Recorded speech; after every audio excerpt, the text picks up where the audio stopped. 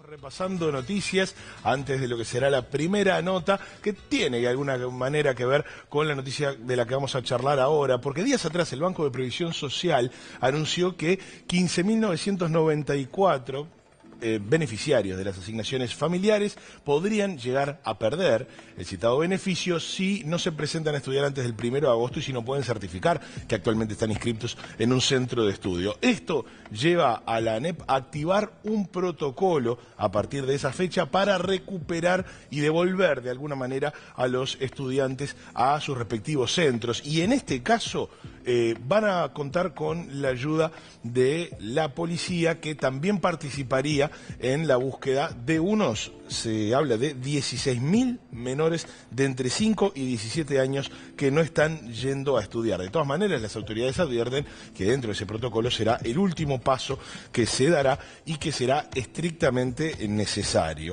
En primer lugar, la primera medida es procurar la ubicación telefónica. Si no hay respuesta, se les enviará una citación a los padres. Si esto tampoco resultase, se los tratará de contactar a través de docentes o la comisión de fomento correspondiente a cada institución. Y en ese caso, sí, si no funcionase ninguno de estos mecanismos, allí se le pedirá a la policía comunitaria que vaya casa por casa. Esto lo dijo la consejera de la Administración Nacional de Educación Pública, Laura Mota. El protocolo existe y prevé la búsqueda de los alumnos con la policía comunitaria, pero eso no quiere decir que sea la primera medida que haya que tomar. Días atrás el país publicó el caso de la ciudad de Dolores, donde una jueza penal mandó a buscar con la policía comunitaria a 21 jóvenes que no estaban yendo a estudiar, al tiempo que mandó citaciones a sus padres. Y otro de los temas que vamos a abordar ahora tienen que ver con un estudio que se dio a conocer el resultado hace pocos días, estuvimos comentando algo aquí, que tiene que ver con el seguimiento de trayectorias educativas. Chicos que tenían entre 15 y 16 años que rindieron la prueba PISA y qué pasó al 2014, si no me equivoco, con esos alumnos. ¿Terminaron el liceo? ¿Terminaron la educación media superior? ¿Cuál fue el resultado justamente de esa trayectoria? Y tenemos a Santiago Cardoso, sociólogo, y fue quien estuvo al mando de este informe, de este estudio. Bienvenido, Santiago. Buenos días, ¿cómo están?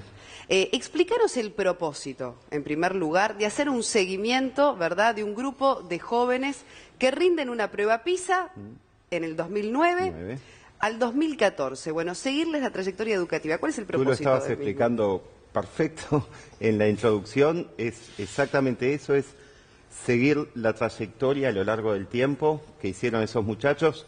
PISA los evalúa cuando tienen 15 años aproximadamente, escolarizados en educación media en distintos grados, y lo que hicimos fue seguirlos durante 5 años para ver cuánto avanzaban, cuántos terminaban cada uno de los ciclos escolares, en particular la educación media, que como ustedes saben es el nivel que la ley de educación vigente prevé como nivel obligatorio. ¿Hasta tercero?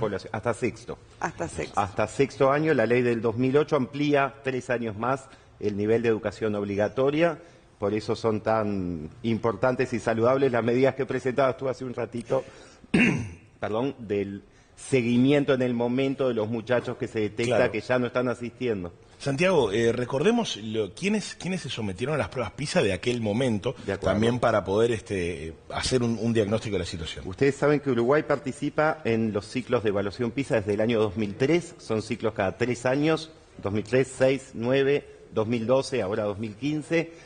Los muchachos que participan son chiquilines de 15 años aproximadamente de edad, que tienen que además cumplir con la condición de estar escolarizados en alguna institución de educación media. ¿Público o privado? Un liceo público, una UTU, en cualquier modalidad, o un liceo privado. Eso es aproximadamente, en 2009, esto era el 80% de los muchachos de esa edad. ¿Cuántos alumnos fueron en ese momento, en 2009? Y en el total del país hay unos 40.000 alumnos que están en esas condiciones. PISA lo que hace es una muestra representativa, aleatoria, de unos 6.000. Sí. De esos 6.000 nosotros tomamos una submuestra de casi 3.000, que fueron los que seguimos en más de 100 localidades en todo el país, entre 2009 y 2014, donde hicimos la encuesta. Ahora vamos a ir a desmenuzar los resultados del estudio, porque hay diferencias por género, hay diferencias en el sector público y en el sector privado de la educación, pero hay también allí algunas alarmas, ¿no? Por ejemplo, el tema repetición. Vayamos en primer lugar a ese punto que llamó mucho la atención, porque el 94% de los que habían repetido no culminaron la educación no media. culminaron la educación Efectivamente.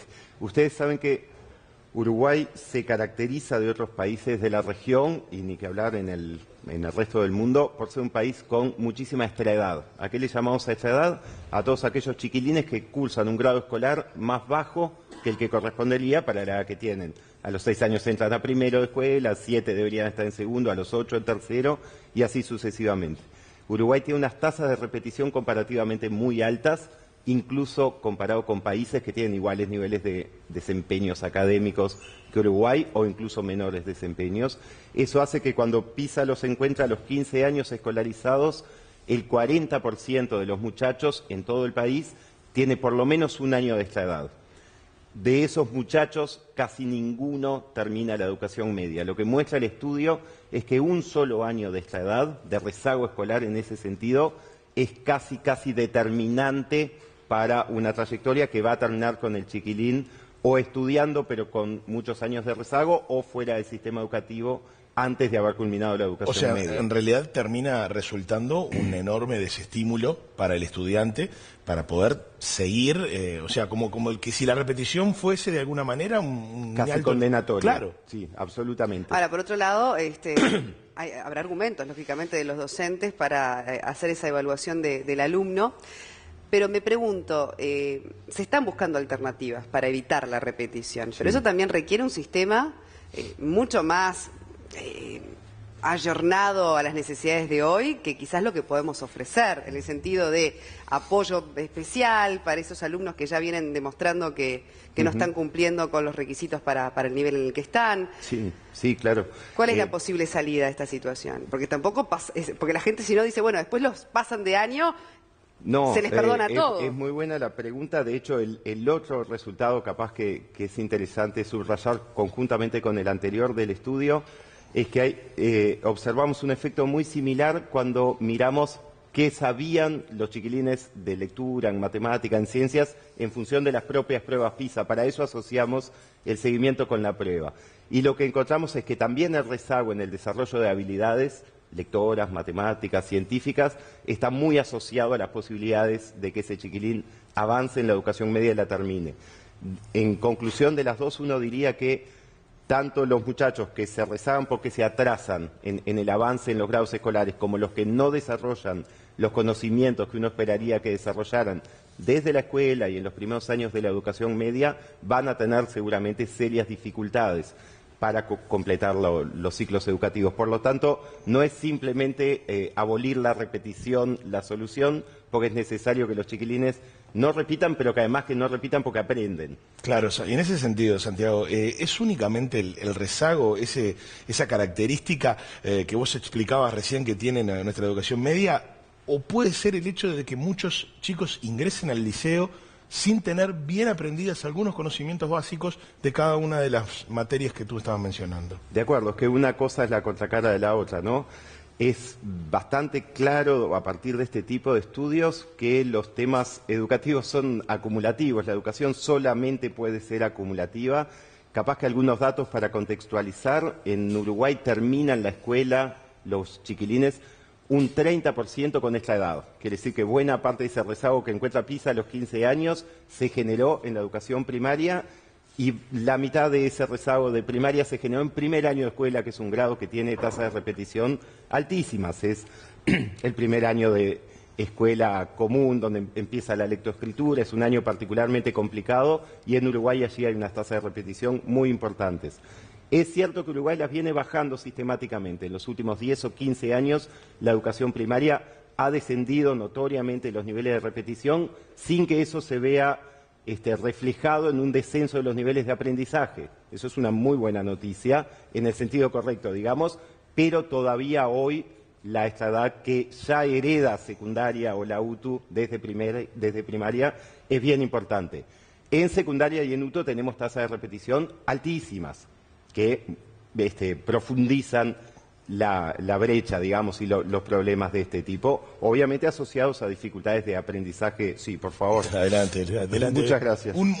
Viste que uno detecta, ¿no? Cuando Sí, viene ahora, Te miraba con ojitos el así. tema de la extra edad, sin duda, es un punto Sin duda. fundamental. Pero después es interesante ver qué dicen ellos, los jóvenes. Claro. El aburrimiento, la desmotivación también muchas veces, que sienten que son quizás, bueno, los argumentos que ellos ofrecen para decir, bueno, sí, me fui del sistema porque no veía que eso tuviera ningún punto con mi futuro laboral. O, contanos también desde el punto de vista más sociológico, Sí. ese aspecto también de la juventud que quizás no encuentra la motivación suficiente, ¿no? Es verdad, el estudio releva, tiene una parte específica donde releva valoraciones, opiniones de los chiquilines sobre la educación media en general, sobre su liceo, su escuela técnica. Uno encuentra allí una situación más o menos ambigua. Generalmente encuentra respuestas muy favorables en el sentido de los vínculos que ellos establecen con sus padres, adolescentes, también con los docentes. Una valoración sobre la educación media no buenísima, pero tampoco tan mala.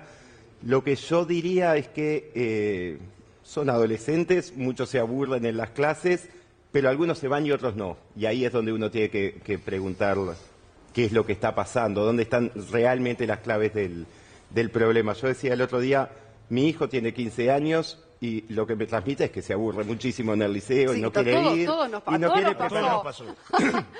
Pero esperemos que no abandone. Y las Yo creo que no va a causas, abandonar. vos decías, algunos se quedan y otros no. Quizás tienen que ver con situaciones que están por fuera de lo educativo. Por ejemplo, el tema económico. ¿Tiene, por ejemplo, eso alguna relación? Sí, por supuesto que sí. Lo único que, sobre todo cuando uno trata de asociar estos estudios con la definición de política educativa y demás, sobre el tema económico, si entendemos por eso la situación de las familias y mismo la educación de los padres, etcétera, son todos factores muy relevantes.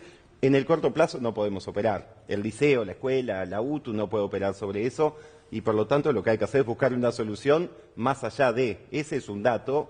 Los muchachos, por suerte, la educación media es cada vez más masiva, es prácticamente universal en el ingreso desde hace algunos años en Uruguay, eso es una gran noticia, y eso implica asumir que la población que viene no son más los hijos de la clase media que vienen con todas las herramientas de sus casas para aprender las 13 materias que le impone el ciclo básico, etcétera, etcétera. Y es con ellos con los que tenemos que trabajar con una educación media para todos, porque por algo es el nivel obligatorio para toda la población, no para los hijos de la clase, no para mis hijos. Vale decir también que los índices, lentamente los índices de aprobación Es verdad. van mejorando, eso es un buen dato. Hablemos también de lo que arroja el estudio, ahora sí, digamos, disgregado por género, por rincón del Uruguay, para, bueno, también procurar entender qué zonas también son las que más hay que afectar, qué población es con la que más hay que Bien. trabajar. A ver, 2 o 3 cositas allí. El estudio confirma algo que ya sabíamos en Uruguay, y es que a las mujeres les va mejor en la educación. Esto en realidad es transversal a todos los ciclos educativos.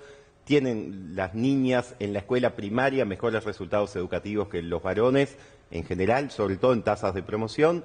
En la educación media también, y por lo tanto a similares condiciones tienen mayores tasas de egreso y además egresan antes, quiere decir que logran hacer toda su carrera escolar más a tiempo que los varones. Por otra parte, vimos también, a veces con un poco de preocupación, que en la educación privada los muchachos logran completar mejor los ciclos que en la educación pública. Acá hay que hacer una lectura cuidadosa. Obviamente los resultados en el sistema privado están fuertemente asociados a que trabajan con una población muy distinta a la que trabaja el liceo público o las escuelas técnicas, pero aún cuando uno compara muchachos comparables, encontramos que en los liceos privados los egresos son mayores. Lo interesante de este último resultado es que nunca hemos podido demostrar en Uruguay que los liceos privados logren mejores aprendizajes. Por ejemplo, en las pruebas PISA, los resultados de los alumnos de los privados y de los alumnos de los liceos públicos son iguales, cuando uno compara bien, digamos, cuando controla por el origen sociocultural. Sin embargo, a iguales aprendizajes y a iguales condiciones de vida, los muchachos en los privados se desvinculan menos y egresan más. Parece haber allí, es un campo para seguir investigando con más profundidad, pero parece haber allí cosas vinculadas a la gestión de esos centros educativos que dan mejores ¿En lo resultados. geográfico? Preguntaba Cristian también. ¿Sí hay En términos diferencias? geográficos no encontramos grandes disparidades. Sí encontramos alguna cosa que generalmente no se había visto, y es que en el interior los resultados son un poco mejores que en Montevideo.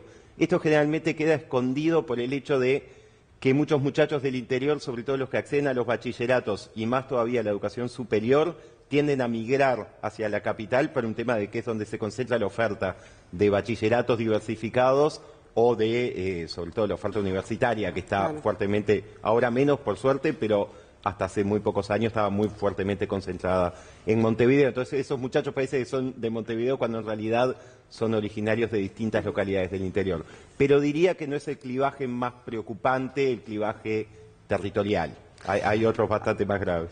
Santiago, y como te decía, volviendo un poco a la pregunta de origen, ¿y ahora qué? ¿No? Se tienen estos resultados. Escuché una vez un especialista de la OCDE, que son un poco los responsables de estas evaluaciones de los estudios PISA, que decía, bueno, muchas veces cuando un país se jacta de tener una buena educación pública, después con los años un poco se queda, ¿no? Como que pierde la autocrítica, en eso de que nosotros siempre fuimos cultos, educados, con una educación pública privilegiada, y bueno, con el correr de los años los resultados han demostrado que esa situación está un poco, bueno... En problemas. En problemas, porque a veces hay que cuidar también la terminología con la que nos referimos a la educación pública. A mí me gustaría decir lo siguiente, y es, Uruguay tuvo muy buenas razones para jactarse de su educación en general y pública en particular.